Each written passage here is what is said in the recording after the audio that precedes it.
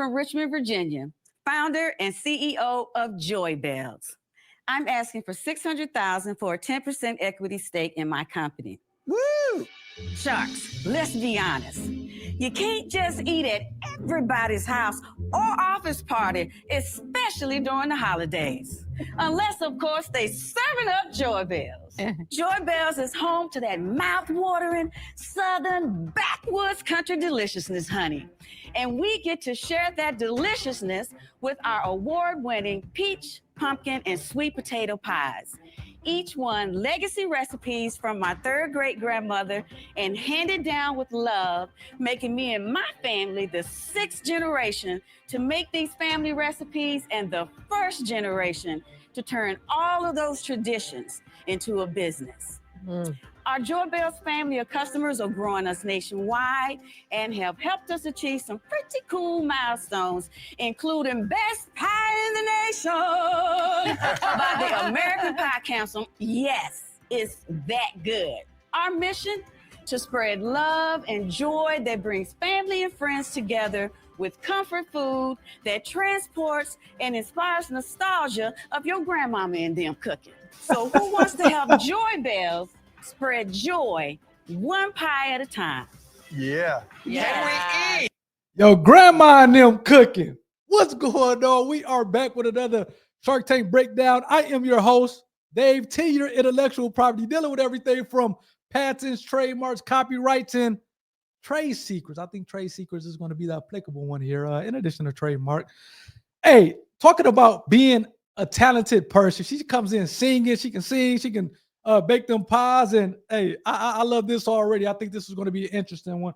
Few housekeeping items. Please hit the like button for the YouTube algorithm, as well as hit that subscribe button to join the IP community. I would love to have you a part of the IP community. It seems like I would imagine that they have some sales. Number one, it's award winning. So anytime something is award winning from I think of like the Patti LaBelle pies that went crazy. I think it was Patti LaBelle. Her pies went crazy maybe a year or so ago, and she made a lot of money off of them. But $600,000 for 10%, $6 million valuation. So I would imagine that they're definitely going to need to be some sales to justify that type of valuation. Now, the 3 things I look for, plus the bonuses, how simple it is, and making a pie is more or less simple. How effective is it? And that's going to be based on the reviews, which we're going to get the reviews here once the Sharks dig into the pies as well as the sales. And I would imagine, like I said, $6 million valuation, they definitely better have some sales.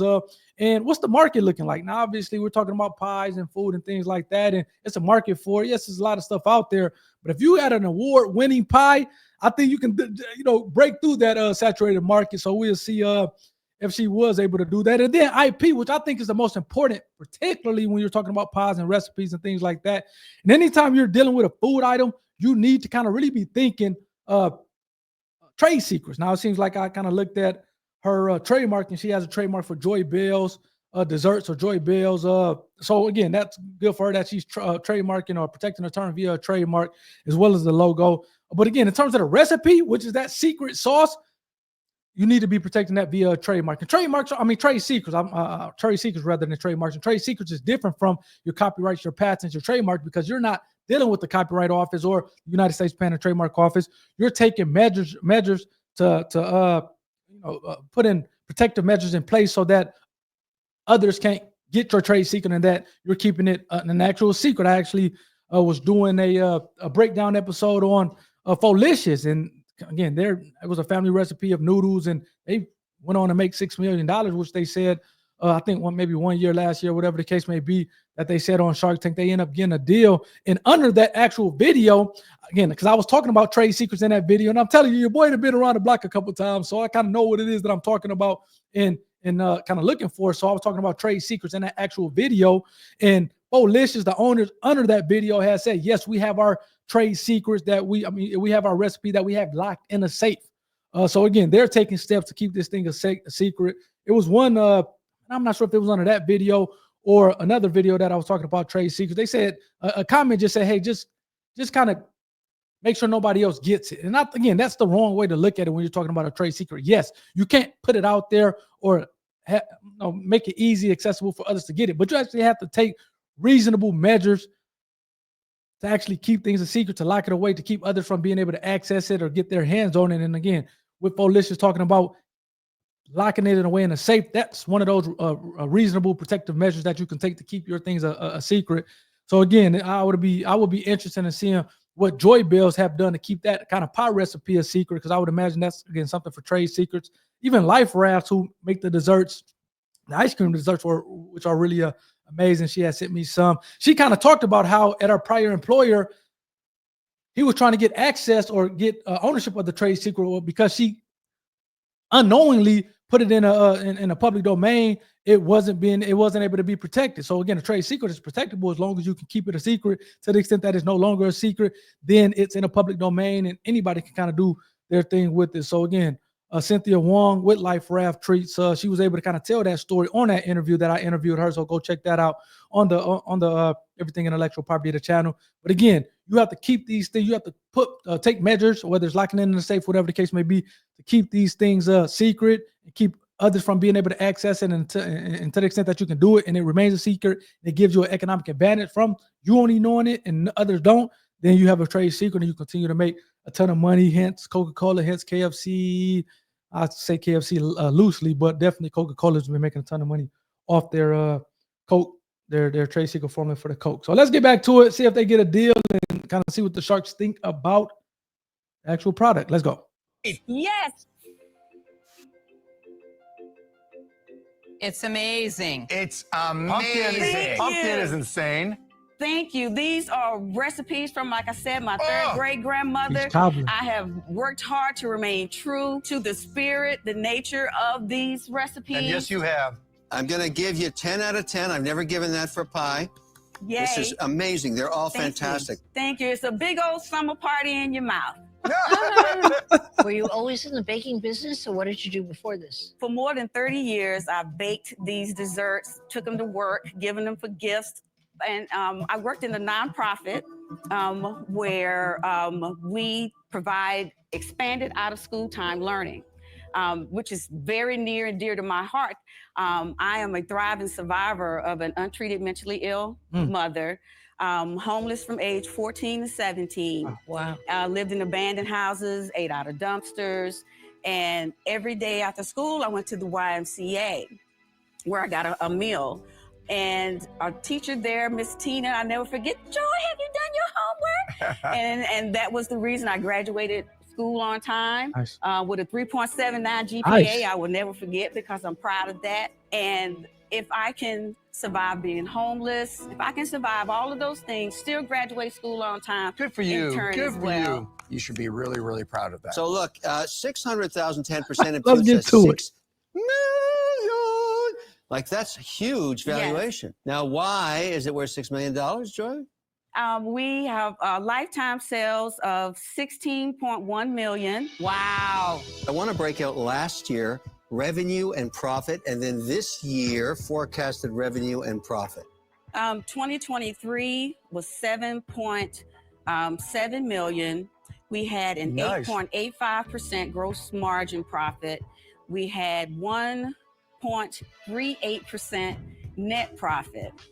What are you going to do this year? This year, we're projecting $4.3 million. Why are your sales About going half. from 7.7 to 4? We've reassessed cost of goods, and we pulled our ambient. What's ambient? Means it's shelf stable, loaded with preservatives. When Sam's Club, Food Line, and all of these big retailers came on, they wanted ambient so that they can have big volume sales. What I learned in that process is big volume sales for them does not mean big profits for me. Well said. So that's what we backtracked on that. We temporarily lost 2 of the clients until they can figure out how to bring our refrigerated product back in. Did it taste better, Joy? It does. I mean, because shelf-stable products have You get all the other preservatives in them, stuff, and they alter the taste of your product. How much does it cost to make, and what are you selling it for? Sweet potato is $5.23 To make? to make. Okay. What do you sell it And for? then we sell it for $7.84 for a 35% markup. And then what do they sell it for? Yeah, for more. $10.99. Last year, Joy, you did 7.7 million, and you only made how much on that net? 1.38%. So how are you going to get your pie down to $4.25. Then you'll make 10%. We have a new co-packer who's going to be handling What will your cost How be is with the their new price? co-packer? much better. How much better? We're starting at $4.96. You were at $5.23, and you're going to now be at $4.96. Not enough. Can you increase your price more? I'm sure we could. It just depends on the retailer. Joey, here's my concern. First of all, I think you heard it from everybody. Best buy we've ever had in the show. But I can't help you with the product.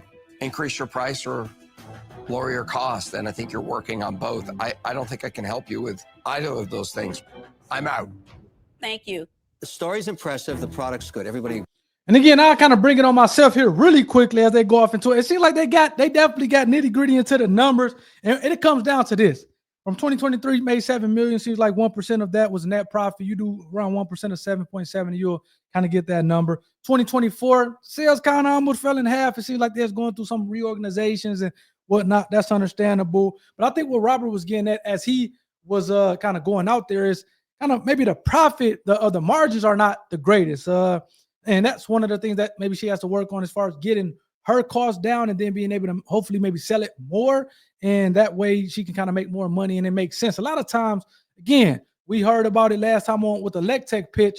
You can make a lot of money. You as a business owner can make a lot of money, but that doesn't necessarily mean that it's an investable product or it's a product where investors it just kind of makes sense for them. So again, please don't get disappointing or disheartening just because maybe a shark goes out or whatever the case may be, especially if the product is good. Again, you have to kind of work on the number side of things as far as what you're getting it for and what you're selling it for. But just because you maybe don't get a deal, and I'm not sure, I don't watch these things ahead of time, so I'm not sure if she's going to get a deal or not. But just because you don't get a deal, that doesn't necessarily mean that you don't have a good product. You just or that you're not going to make a ton of money. You can make a ton of money without a shark or without getting a deal. It may be slower growth, but that doesn't necessarily mean that just because you don't get a deal, you're not going to get a you can't make a lot of money. Again, a lot of times, especially on this show, when the sharks get involved with something, they want to make sure that they can scale it and kind of make 10x or whatever the case on their money. And to the extent that they can't, it probably doesn't work. It doesn't make sense for them to kind of get involved. That doesn't necessarily mean that it is not a good product or it can't make money. So again, just kind of understand that as we get off into it, and let's get back to it and see if the sharks, if she gets a deal with one of the sharks. Let's go. Robert is out so far. Agrees, but your model's broken. It's broken. Your cost of goods are $1 too high. That's basically what we discovered. You know that already. You got some work to do there because you will never make money with this model. You just won't. You're great. Not for me. I'm out.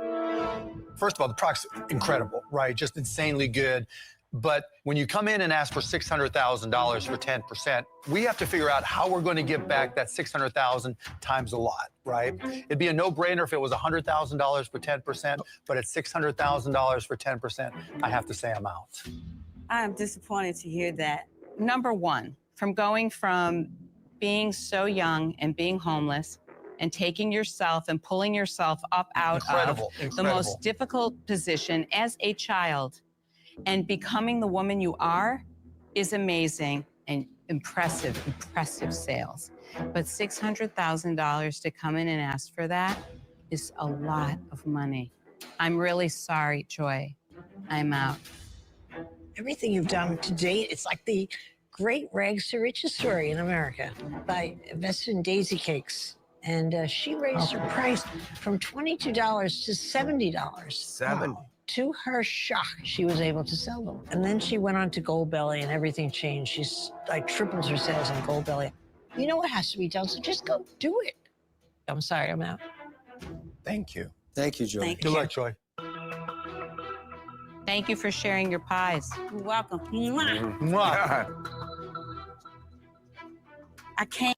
Again, I think it was great advice. I think, again, ultimately she maybe understood as well as hopefully she understood after the sharks kind of gave it to her that, again, she needs to raise the price of the pies. And I think people, again, they're only selling for $10.99. I think people will pay $14.99 or whatever the case is for a pie. Hopefully she can get her costs down, and I think she'll make a ton of money. But another thing that kind of Mark talked about as well as Lori hit on, and we'll take a look at the website here in a second, is and when you're coming in and you're asking for, or you're valuing the company at $6 million, you're asking for $600,000, it better make sense. And it seems like the sales have actually dropped below that $6 million to 4.3 or projected 4.3 as of 2024. So to be able to come in and say the company is worth $6 million and I need 600,000.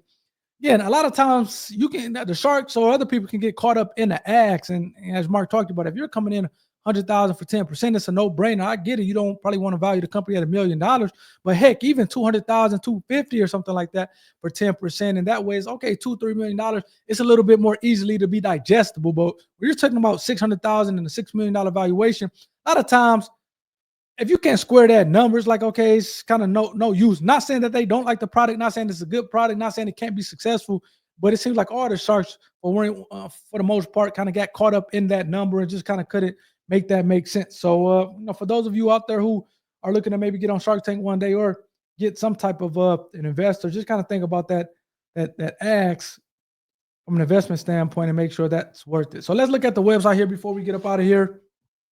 And they talked about the original recipes. It seems like on the pre-orders for the holidays, that's coming up. This is a message from the founder here. See if I can go to the home page. Okay, there you go. As seen on Shark Tank. I actually like the logo as well as. Yeah, she has a trademark on it, so kudos to her for that.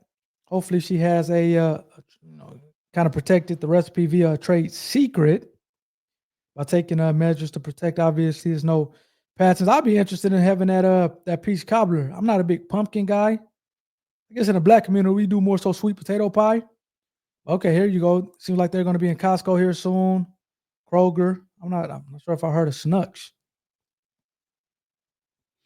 Seems like she won some awards. So again, kudos to her. Definitely seems like the product is definitely good. Maybe you got to kind of shore up some things from a number standpoint. And she may be off and running. So I think it's still kind of time to kind of get going. And like I said, just because you didn't get a deal, that doesn't necessarily mean that you can't go on and make a ton of money, have a successful business. Maybe it's not scalable for one reason or another.